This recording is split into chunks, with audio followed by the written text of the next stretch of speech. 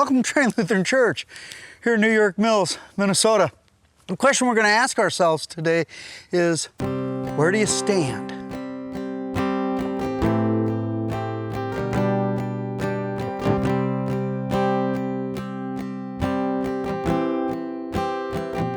There is a place where mercy reigns and never dies.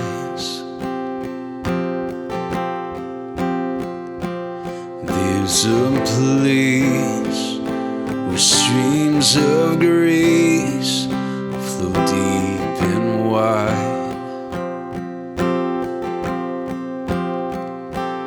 where all the love I've ever found comes like a flood, comes flowing down. At the cross, I surrender my life. I'm in awe of you, I'm in awe of you.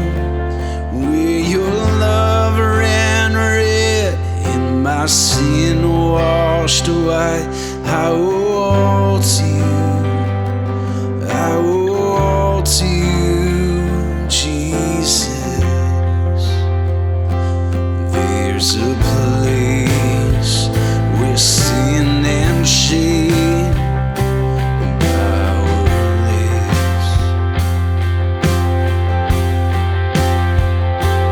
where my heart has peace with God, forgiveness, where all the love I've ever found comes like a flood, comes flowing down. At the cross, I surrender my life. I'm in awe of you, I'm in awe of you. Where your love ran red and my sin washed white, I owe all to you, I owe all to you. Here my hope is found, here on holy ground. Here I bow down, here I bow down. Here arms open wide, here you save my life. Here I bow down, here I bow. At the cross, I surrender my life. I'm in awe of you, I'm in awe of you. Where your love ran red and my sin washed right, I owe all to you, I owe all to you, Jesus.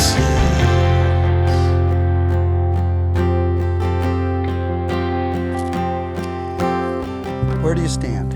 You know, the hymn, the song you just heard, At the Cross, it is something as a constant reminder for us as a person who has their trust in the death and resurrection of Jesus Christ.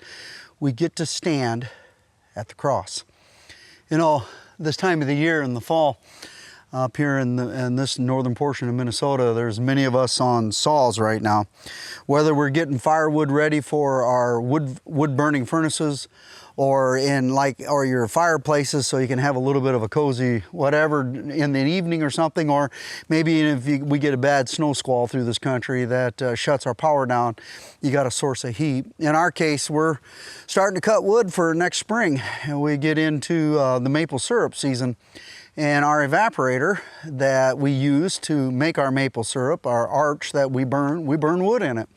And it takes quite a few cords. Now, a cord is 4 feet wide, 4 feet tall, 8 feet long. And so it takes quite a bit of wood. This old tree, it once was a mighty oak, is now going to burn some BTUs for us as we watch the vapors come off of to make our syrup. You know, one of the things that I was always trained, and I've been running chainsaws ever since I've been a teenager, starting with my daddy. My daddy always said, watch where you're standing. Make sure there's nothing under your feet. Make sure you're not standing over your saw. Make sure there's nothing above you where you're standing as you're cutting that could fall down and create problems with you.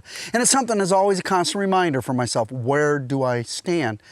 But where I stood was always trained and equipped for me. And whether it be the northern woods here or some of the big old timber that we used to cut down in Indiana.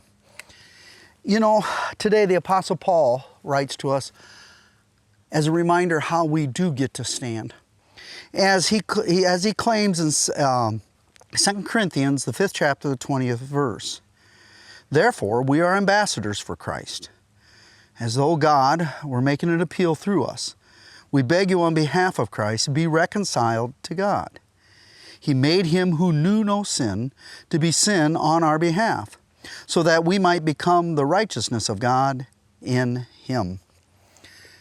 We've been made an ambassador, you could say a representative of Jesus Christ through our baptismal waters. By the power of his word, he made us and redeemed us from sin, death, and power of the devil through his death on a cross and his glorious resurrection. That's where we get to stand. We've been instructed and trained and equipped in this one true faith.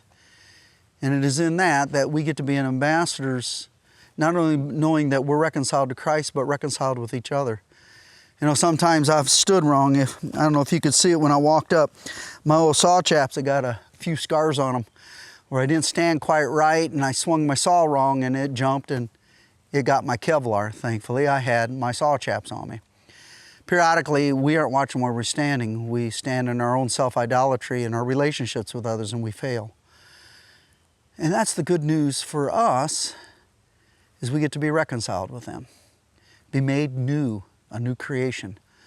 One that gets to live out a forgiven life because we've been forgiven in the death and resurrection of Jesus Christ.